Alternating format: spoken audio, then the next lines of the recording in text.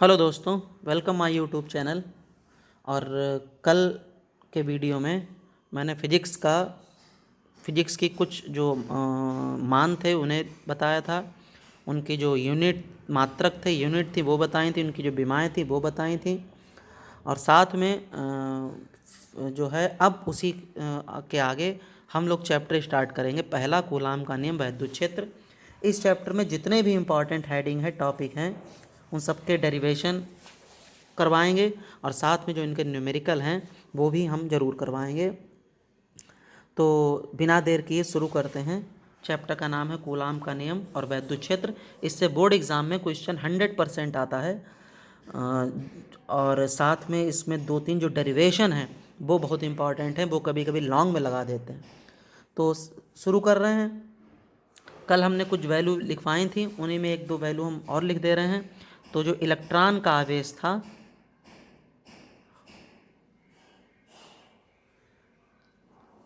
वो था माइनस का ही, ठीक, यानी -1.6 10⁻⁻19 कूलाम। क्लियर। कल लिखवाया था मूल आवेश जो कि पॉजिटिव था, इलेक्ट्रॉन का आवेश नेगेटिव। ये क्वेश्चन बहुत बहुत ज़्यादा बोर्ड एग्जाम में ऑब्जेक्टिव में आता है। फिर है प्रोटॉन का आवेश जो कि था प्लस ही, यानी +1.6 10⁻⁻19 1.6 और ये कूलाम, ठीक। अल्फा कण का आवेश, ये सभी वैल्यू याद होनी चाहिए आपको, ऑब्जेक्टिव के लिए भी न्यूमेरिकल के लिए।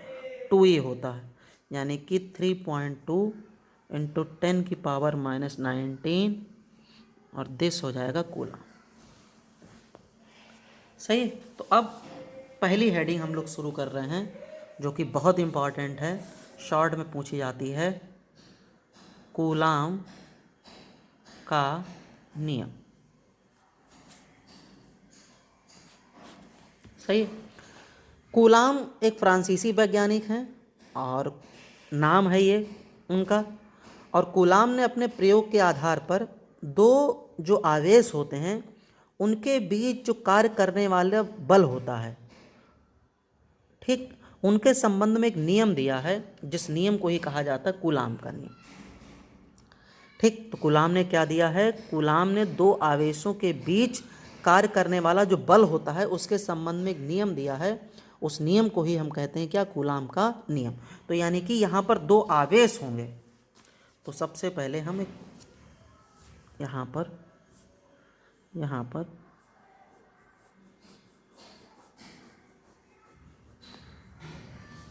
दो आवेश लेंगे। एक हम मान लेंगे Q1 और एक हम मान लेंगे Q2 और इनके बीच की जो दूरी मान ले रहे हैं हम वो R, ठीक। अब R ये क्यों ली है? तो ये जो इसका सूत्र है वो स्टैंडर्ड फॉर्म में उसमें R ही होता है। सूत्र आप लोगों को पता होगा क्योंकि अब बोर्ड एग्ज़ाम नज़दीक हैं और हम सिर्फ इम्पॉर्टेंट ही टॉपिक इस चैप्टर के करा रहे हैं और बाकी बाद में फुल डिटेल में भी कराएंगे। तो जो है इसलिए R ही फिक्स है क्योंकि इसका सूत्र होता है 1/4πε0 Q1 Q2/R²। तो इसलिए R ही फिक्स है, यहाँ पर Q1 और Q2 भी फिक्स है। इस चीज़ को आप ध्यान रखना है, स्टैंडर्ड फॉर्म में यही है, ठीक। तो मान लेते हैं हम दो आवेश हैं Q1 Q2 और इनके जो बीच की दूरी है वो कितनी R। तो कूलाम ने क्या बताया? कूलाम ने दोनों आवेशों के बीच कूलाम ने जो दोनों आवेशों के बीच एक बल लगता है। अब बल वो आकर्षण का हो प्रतिकर्षण का हो उससे हमें मतलब नहीं, उनमें एक संबंध दिया है, उस संबंध को ही क्या नाम दिया गया? कूलाम का नियम। अब बात यहाँ पर आती है कि जो हम इसमें ऊपर लैंग्वेज लिखेंगे तो वो किस बेस पे लिखेंगे। तो आप एक एक लाइन को रटेंगे नहीं, आप जो आप लिख रहे हैं, जो आप डायग्राम छोटा सा या जो भी बना रहे हैं, कोशिश करना हम उसी के ऊपर लिखें जिससे आपको एग्ज़ाम में लिखने में दिक्कत ना हो। वरना आप 6 लाइनें याद करके जाएंगे और निश्चित ही वहाँ 3 लाइनें आपकी रह जाएंगी, ठीक।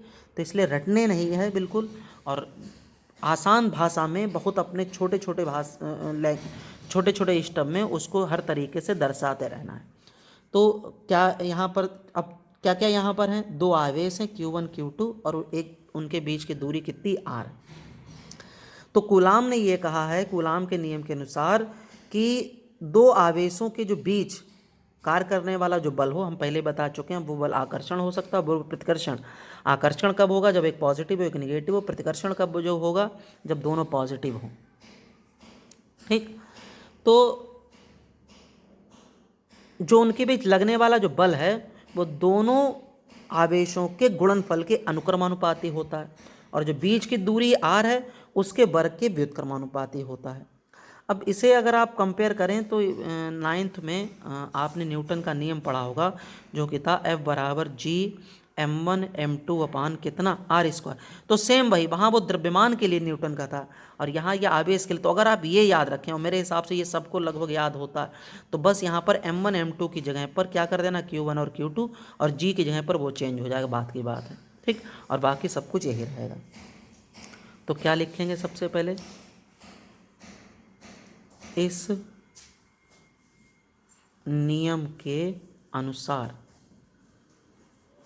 ठीक, नंबर 1, दोनों आवेशों के बीच लगने वाला बल उनके मतलब आवेशों के, उनके गुणन फल के अनुक्रमानुपाती होता है। यानी जो F है, इस तरीके से आप दिखा सकते हैं, F है वो अनुक्रमानुपाती होगा Q1 और Q2 के, समीकरण 1। ठीक, नंबर 2, अब आवेश तो होगा, दूरी बची है, तो दोनों आवेशों के बीच लगने वाला बल उनकी बीच की दूरी के, 1 मिनट, पेन जरा ख़त्म हो गया।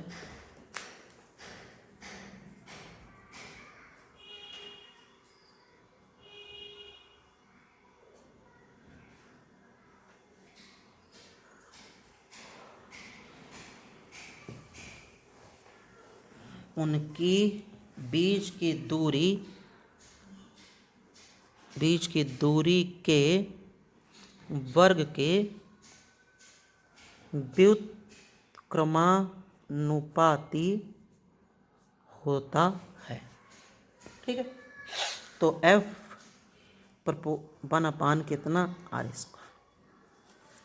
भाषा रटनी नहीं बिल्कुल, आप बस ये पॉइंट याद रखें, अपने आप लिख जाएगा। अब दोनों इक्वेशन को सॉल्व करेंगे, इक्वेशन फर्स्ट एंड सेकंड। तो F कॉमन रहेगा, अनुक्रमानुपाती ये Q1 Q2 into 1/r square. तो F अनुक्रमानुपाती Q1 Q2 अपान r स्क्वायर। सूत्र आपका ये आ चुका है, अनुक्रमानुपाती Q1 Q2 अपान r स्क्वायर। अब पीछे क्लास से हम पढ़ते चल रहे हैं कि जब अनुक्रमानुपाती को हटाएंगे तो यहाँ कोई ना कोई नियतांक आएगा, तो यहाँ पर भी नियतांक आएगा। तो हम मान लेंगे कि जो नियतांक यहाँ पर है वो कुछ भी ले सकते हैं, तो वो नियतांक हम मान ले रहे हैं a। ठीक, और ये Q1 Q2 अपान कितना r स्क्वायर। अब दिखाएंगे जरा यहाँ पर कि जहाँ a एक क्या है, नियतांक है, और इस a का जो मान होगा वो होगा 1/4 पाई एप्सिलॉन 0। ठीक, 1/4 पाई एप्सिलॉन 0। तो जो सूत्र बन जाएगा F बराबर 1/4 पाई एप्सिलॉन 0 Q1 Q2 अपान r स्क्वायर। बल है और बल कोई भी, उसका मात्रक एक ही रहेगा, कितना, न्यूटन। ठीक, तो इसका जो मान हो गया है, सूत्र हो गया है F का, वो हो गया 1/4 पाई एप्सिलॉन 0 Q1 Q2 अपान r स्क्वायर। ठीक है, न्यूटन में। अब 1/4 पाई एप्सिलॉन 0 को कल हम बता चुके हैं, एप्सिलॉन 0 कहते हैं निर्वात की वैद्युतशीलता की वैल्यू और मात्रक और जो इसकी विमा है वो निकलवाई जाती है। तो सबसे पहले ये याद रखना है, जो 1/4 पाई एप्सिलॉन 0 है, इसकी पूरी वैल्यू होती है 9 × 10⁹ न्यूटन मीटर स्क्वायर पर कूलाम स्क्वायर। और लिख दें, यहाँ लिखेंगे जहाँ एप्सिलॉन 0 कहते हैं निर्वात की वैद्युतशीलता। ठीक, अब वैद्युतशीलता क्या है इसके ऊपर कोई डिस्कस नहीं, क्योंकि वरना वीडियो बहुत लंबे होंगे और हम यहाँ पर सिर्फ अब इम्पॉर्टेंट को ही पढ़ना है, बाकी डिटेल में नहीं जाना है। तो कूलाम का जो नियम हो गया है वो हो गया है F equal to 1/4πε0 Q1 Q2/r²। तो जो डिफिनीशन लिखेंगे वो सिर्फ इसी बेस पर कि कूलाम ने ये बताया है कि जब दो आवेश कुछ दूरी पर स्थित होते हैं तो उनके बीच बल लगता है, और वो बल की क्या शर्त होती है कि दोनों आवेशों गुणनफल के अनुक्रमानुपाती और बीच की दूरी के वर्ग के क्या होता है, व्युत्क्रमानुपाती। तो उससे सूत्र जनरेट हुआ F equal to 1/4πε0 Q1 Q2/r²। ठीक, ये सूत्र कहाँ से आया, कैसे आया, जब इसके ऊपर डिटेल में बात करेंगे, डिटेल में पढ़ाएंगे तो बताएंगे कि ये क्या है, किस तरीके से इसकी उत्पत्ति हुई है, कैसे कूलाम ने इसे बनाया है। ठीक है, अभी उसकी चर्चा नहीं करेंगे, अब बात की बात है। अब एप्सिलॉन 0 की ये वैल्यू याद रखनी है न्यूमेरिकल बेस पे। अब यहाँ पर कुछ चीज़ें पूछी जाती हैं, एप्सिलॉन 0 का मात्रा भी पूछा जाता है और बीमा भी पूछी जाती, जो कि कल हमने बताई थी। तो फिलहाल हम यहाँ पर थोड़ी सी उसके ऊपर चर्चा कर दे रहे हैं। तो हेडिंग डालेंगे एप्सिलॉन 0 का मात्रक लिख दो पहले, चलो। तो कैसे बनाएंगे, F equals to 1/4πε0 Q1 Q2/r²। तो एप्सिलॉन 0 को ज़रा फ्री करो, 1/4πf Q1 Q2/r²। तो एप्सिलॉन 0 1/4π नियतांक है जिसकी कोई यूनिट नहीं होती। तो आवेश Q1 की तो हो जाएगी कूलाम, Q2 की भी कूलाम, F बल है तो बल की न्यूटन, और R दूरी है तो मीटर स्क्वायर लगा तो लगा देंगे। तो इसका जो मात्रक बना है वो कूलाम इंटू कूलाम हो गया है, कूलाम स्क्वायर पर न्यूटन, और ये डैश लग जाएगा मीटर स्क्वायर। शॉर्टकट में इसे लिखेंगे C² पर न्यूटन मीटर स्क्वायर। ये तो हो गया है इसका इसका मात्रक। अब इसका मान निकालेंगे, तो इसके मान निकालने के लिए सबसे पहले हेडिंग डाल दो एप्सिलॉन 0 का मान। तो अभी आपने पढ़ा कि 1/4πε0 वैल्यू है 9 × 10⁹। तो एप्सिलॉन 0 1/4π9 × 10⁻, कितनी, 9। अब जब 4π की वैल्यू रखेंगे हम लोग 4 और इसकी वैल्यू 3.149 × 10⁻, कितनी, 9। तो ये निकल के आएगा एप्सिलॉन 0 8.85 10⁻⁻12, और ये हो जाएगा कूलाम स्क्वायर पर न्यूटन मीटर स्क्वायर। 1/4π एप्सिलॉन 0 भी याद रखना है और केवल एप्सिलॉन 0 भी याद रखना है। Clear.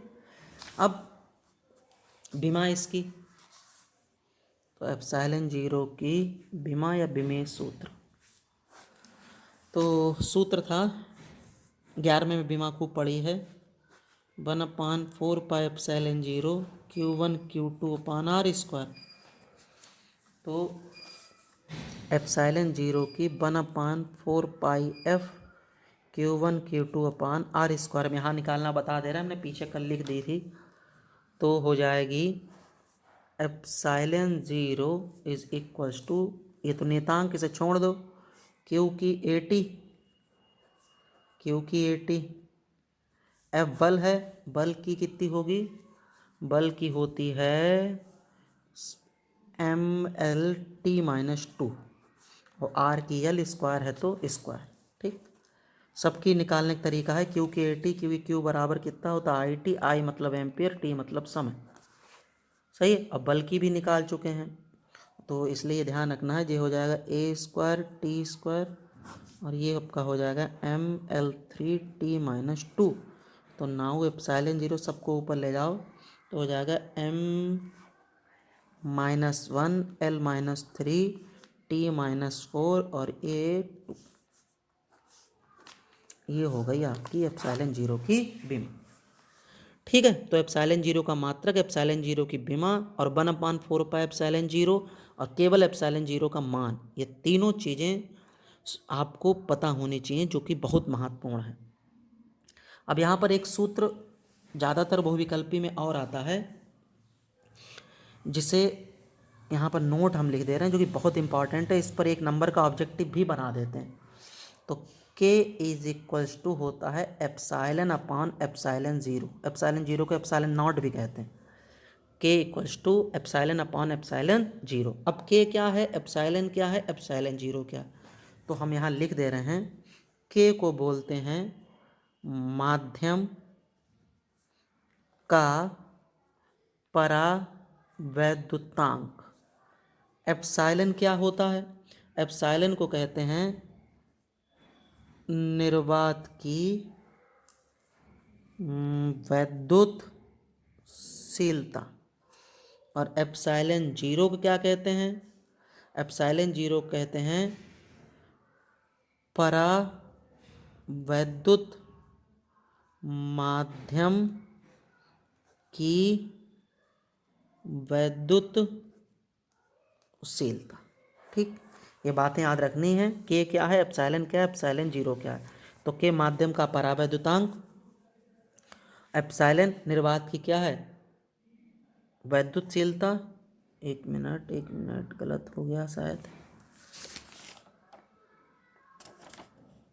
1/4 pi epsilon zero, epsilon zero है, यहाँ पर ये होगा, यहाँ पर ये नहीं होगा।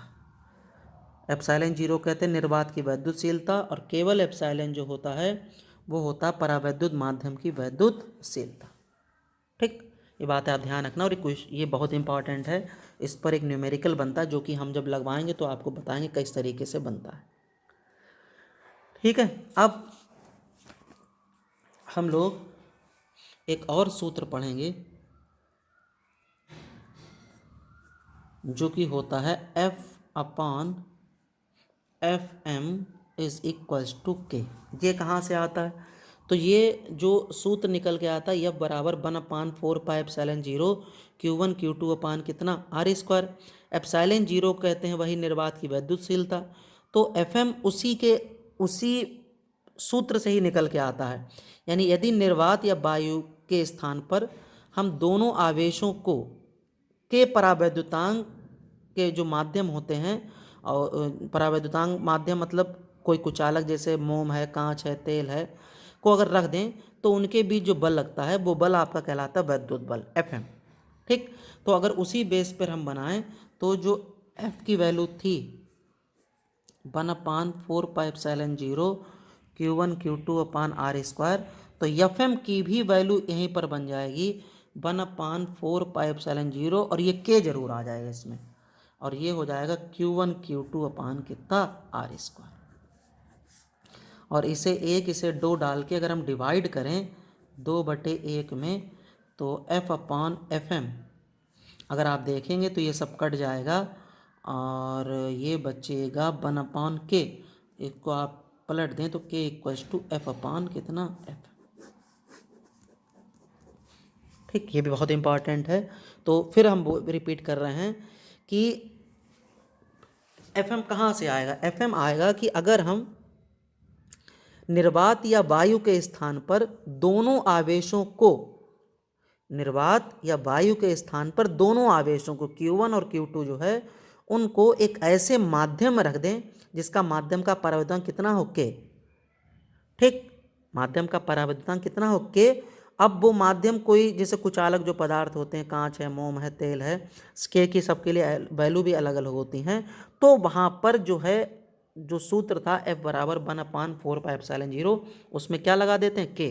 क्योंकि अगर फिगर से समझें तो ये जो फिगर था Q1 Q2, अब इस पूरे को रखा गया एक माध्यम में। ठीक, जैसे हम लोग भी हैं एक माध्यम में हैं, तो इस पूरे को रखा गया एक माध्यम में, माध्यम कितना K, इसलिए यहाँ पर Fm आ गया और यहाँ पर क्या लग गया K। और जब हमने डिवाइड किया उसे सूत्र को तो K इक्वल्स टू F/Fm कितना Fm। बहुत ध्यान देने वाली बात है। और K क्या है, एक नियतांक है। क्या है? एक नियतांक। और ये जो नियतांक होता है उसके ना तो कोई मात्रक होता और ना ही कोई क्या होती, विमा होती है। अब के को बोलेंगे क्या? के को बोलेंगे हम माध्यम का परावैद्युतांक, केवल परावैद्युतांक या विशिष्ट परावैद्युतता, विशिष्ट परावैद्युतता। ठीक, स्पेसिफिक कंडक्टिव। तो इस चीज़ को आप ध्यान देना है और ये दोनों सूत्र आप जरूर याद रखें। और के का मान अलग अलग स्थितियों में अलग अलग होता है। फिलहाल यहाँ पर आपके वायु या निर्वात के लिए चलता है और उसके लिए के का जो मान लिया जाता है वो कितना होता है? 1। क्योंकि धातुओं के लिए जो के का मान होता है वो कितना होता है? अनंत। हम यहाँ लिख दे रहे हैं के का मान धातु के लिए जो होगा वो कितना होगा? अनंत।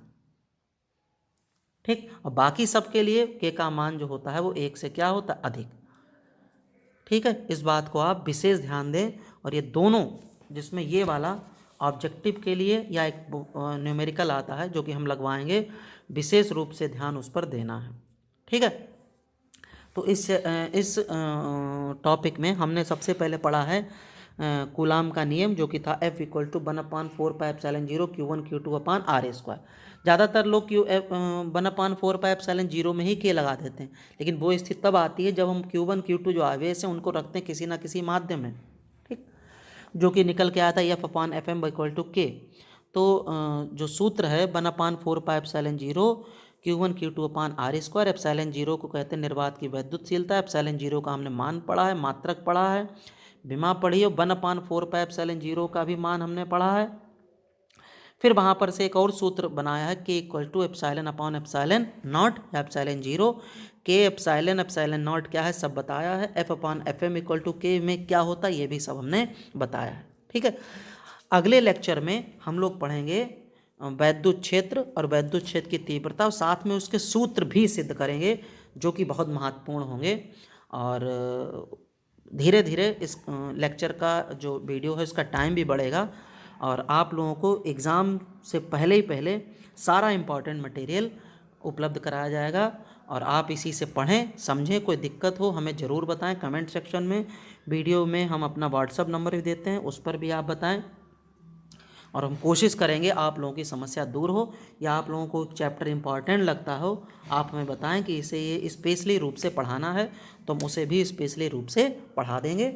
ठीक, और वीडियो को ज़्यादा से ज़्यादा बच्चों तक आप पहुँचाएँ जिससे उन्हें भी इसमें किसी भी प्रकार की दिक्कत ना हो।